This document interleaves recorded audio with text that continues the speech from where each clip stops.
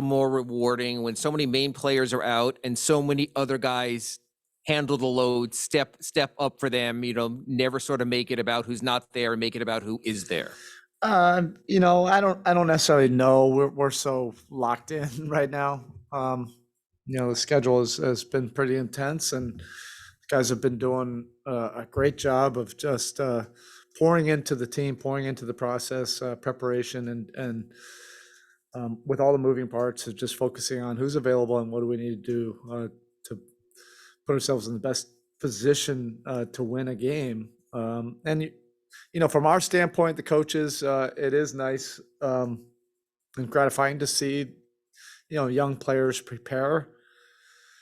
And then when they're given the opportunity, they're ready and then produce in meaningful minutes. And everybody's enjoying, those moments from the young guys. I've said this before, our veteran group really infuses so much confidence in our young guys, and they see them work. It's hard not to. We have guys that just have monster work ethics and ambition, put in the time, and then when you have veteran, proven, decorated players, giving them that confidence, they can be who they dream to be. Eric, the other side of that, though, is the fact that the young players are performing this way with so many of your key veteran guys not playing.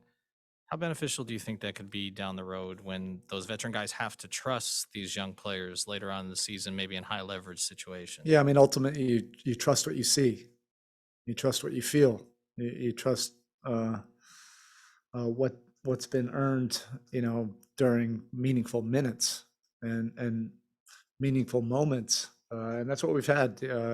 This last road trip, there were a lot of really pressure-packed moments where the young guys had to produce and do it within the context of impacting winning, and I think that earns everybody's trust quicker than anything, in this league. The work ethic and when guys see them putting in the work, that's a start, but then having those impactful minutes in games that lead to a win, I think really help. With those 22 threes tonight, with so many of your best playmakers and screeners out, what did you like about the way you guys just generated those looks? Yeah, again, it's coming from within the context of what our identity, how we want to play. We still have an aggressive attack. Guys are putting a lot of pressure on the paint. Our spacing certainly helps, but our paint touches, are key for us.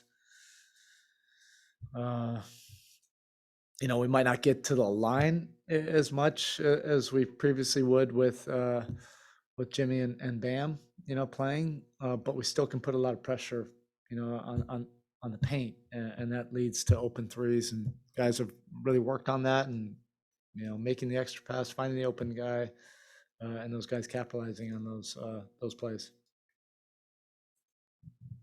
So on that with the threes, you've been pretty careful to say whenever asked about it, like we're not just jacking the shots up, we're getting the right threes. How important has Kyle Why don't been? you just text me later? How important has Kyle been as far as not letting the style of play become something it's not supposed to be with regard to the threes? Like what do you mean? Making sure instead of jacking them up but still getting the right shots. How Kyle Oh, been making yeah, those his threes? savviness and his experience. He picked up pretty quickly of, all right, here's how this group the system that we want to put in. Okay, he's got it and he can execute it. He literally is like a coach on the floor, for me. And then now you have moving pieces, guys in and out of the lineup. He can still, figure it out, and that's not an easy task to do. We put in a game plan, and because of the moving parts, it might be a slightly different game plan than what we've had before. But his IQ and his experience, he can put it into play and make it work, based on the personnel, and that's based on a highly decorated career of playing with a lot of different guys, being able to bring out the best in them And he gets it. He understands that we still need to be able to get to the attacks, get to the, put pressure on the paint. The 3-point shooting is a byproduct of that.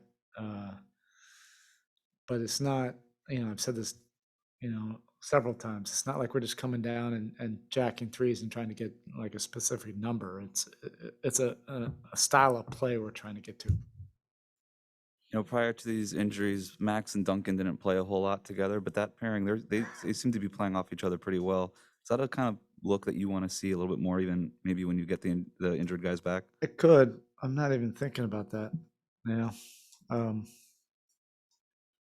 We're day to day. It's a matter of who's available and what makes most sense for that night.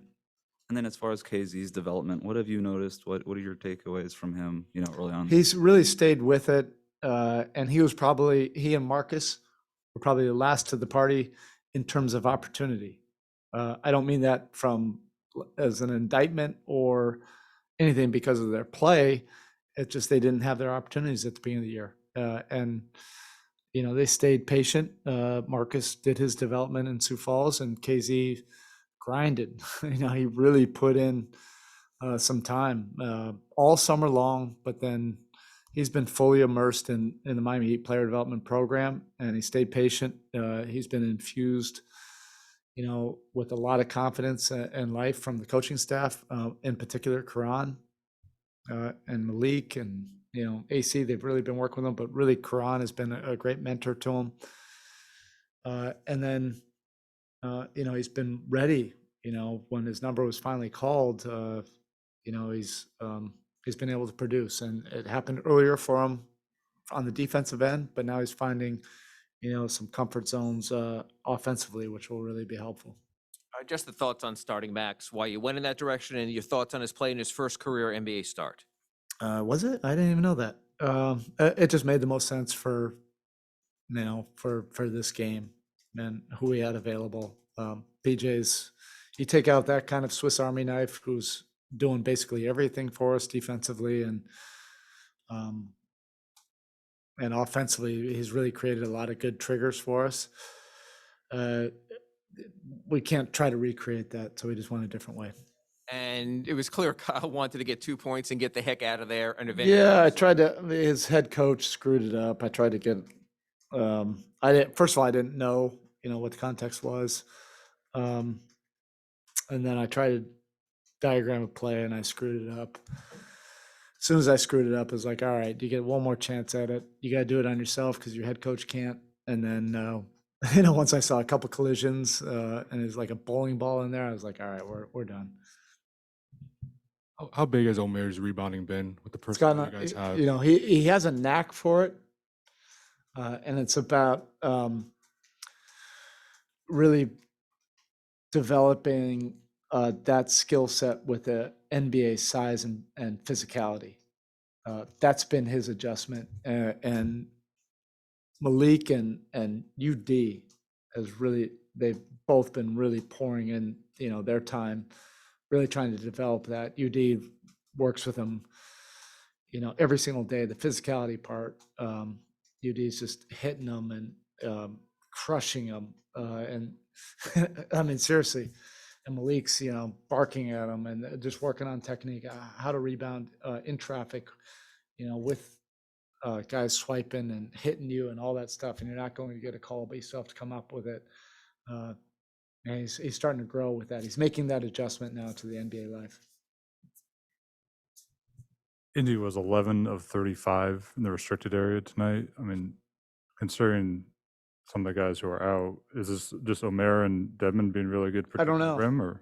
I don't know. I mean, they both do a good job of it. We were in the zone, for part of it. I don't know about the sample size. In general, like this year, we've tried to develop that of being able to protect the paint, protect the rim, protect easy baskets. And we've had to do it with a lot of different coverages and different personnel.